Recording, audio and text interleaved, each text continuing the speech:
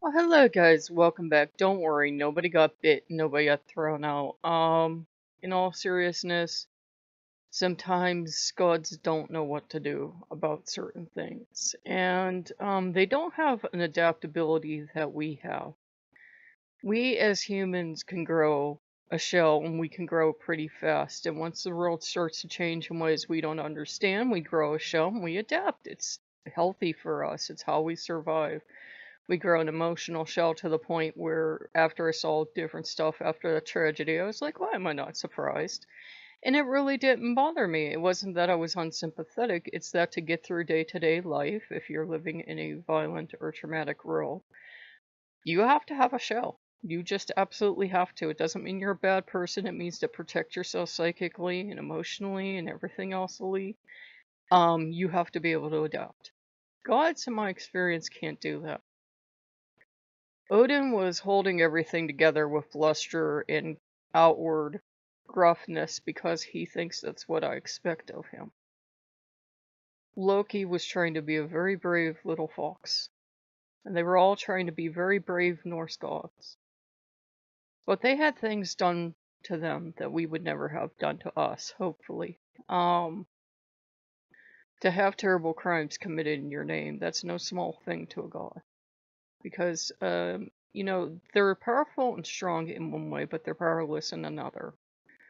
If you look at the Old Testament, they had guards on all that we know from that. They had guards on temples for every god, because as strong as gods are, they can't protect their own temples.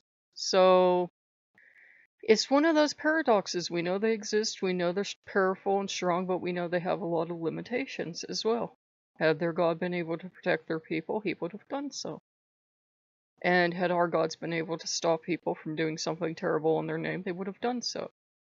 And Odin just reached a breaking point because, there's nothing he can do about people doing terrible things in his name. And what helped was actually the Dionysus book. I got the Dionysus book and I was reading. I was getting to the end. And they had two bits in there that I'm going to share with you sooner or later about, one was about how the German people thought that Woden or Wotan would come back and save them, but it was supposed to be an enlightenment, a time of peace and prosperity. It wasn't supposed to be what it became, so they perverted all the things they used. And that gave me some insight into his character. And it's very easy to go from the original concept of a god within one generation to a horrible, monstrous concept. And the other thing was a story that I might as well tell you, and I'm going to heavily paraphrase here, so please don't be offended if you're Jewish and you know the original story. Once upon a time, the people had great need, and the rabbi took them out to a forest and he selected a certain tree, and they did a ritual, and it brought peace and prosperity to the people, and it was sufficient. Well, a long, long time passes, and more calamities come. And the people remember that the people in the past had went out into the woods and found a tree, but they didn't know which tree, so they went out and they picked a tree and they did the ritual as right as they knew how, and it was sufficient. More time passes, more calamities come, and the people remember that they did something in the past outside, but they don't know what it was, but they go out and they do the ritual the best way they know how, and it is sufficient. Even more time passes. And they remember that the people in the past did something, but they don't know what it was, and they don't know when they did it or where they did it, so they make up their own ritual, and it suffices. And it's a thing of we don't have to live like we're in ancient times. We can do what we can do now. We're past the time of being able, for practical reasons, to give all the gods temples. I mean, we can do the VR thing and that, but in practical terms, we can't give the gods temples unless we consider our home a temple. And we can't do a lot of the ancient things that were supposedly passed down that people did, and this is not something the gods show any interest in anymore anyways, thankfully. So we have to learn with our gods, not only new ways of dealing with them, serving them, but we have to remember that they're not that perfect God presented in the Bible. They're not all love. They're not going to just swan through day to day and, never be affected by tragedy. They're gravely affected. Odin asked me how did I think he felt. Some, nutcase deciding he would want to be offered women and children. Sometimes some gods have a very hard lot. When people went Viking, apparently, supposedly, they went under Odin's purveyance. I say it's very easy to elect a god for something, whether the god wants to be elected or not. So, he was hurt. They were all hurt. They were all devastated that this would happen, not only because of the loss of life, and, the loss of innocent life, but because for everyone else that loves them and worships them sanely, it makes life much more difficult on us as well, and they feel helpless and they feel disempowered because they couldn't change anything. I know you would have changed something, but we have to remember that the people involved are in their paradise with their God.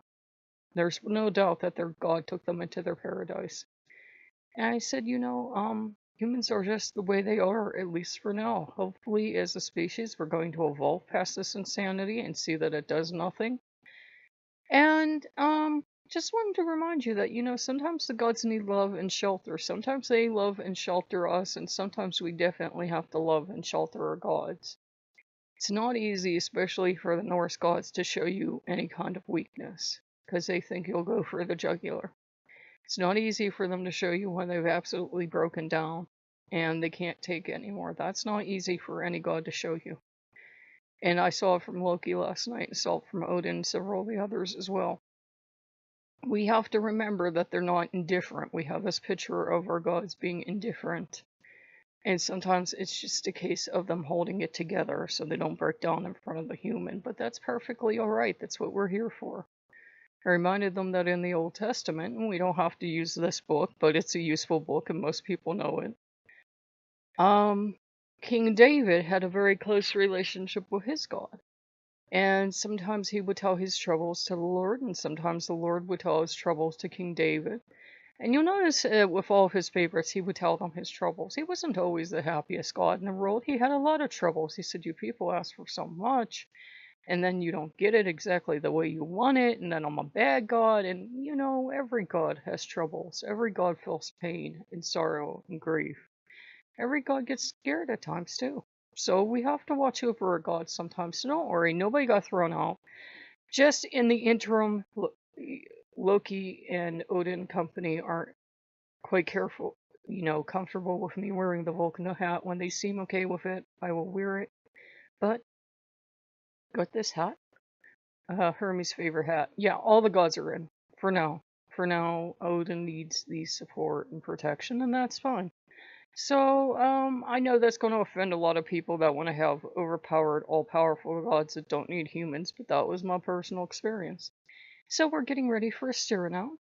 We got 2 little boxes in today because Odin had been suggesting things, and I'm glad he did because my prime's over, so I wouldn't have been able to get them. And I did take the pups out to lunch. We got DQ. And we got some donuts for the morning and such forth and such not. And Loki still has his unicorn Pop-Tarts left, so it's all good.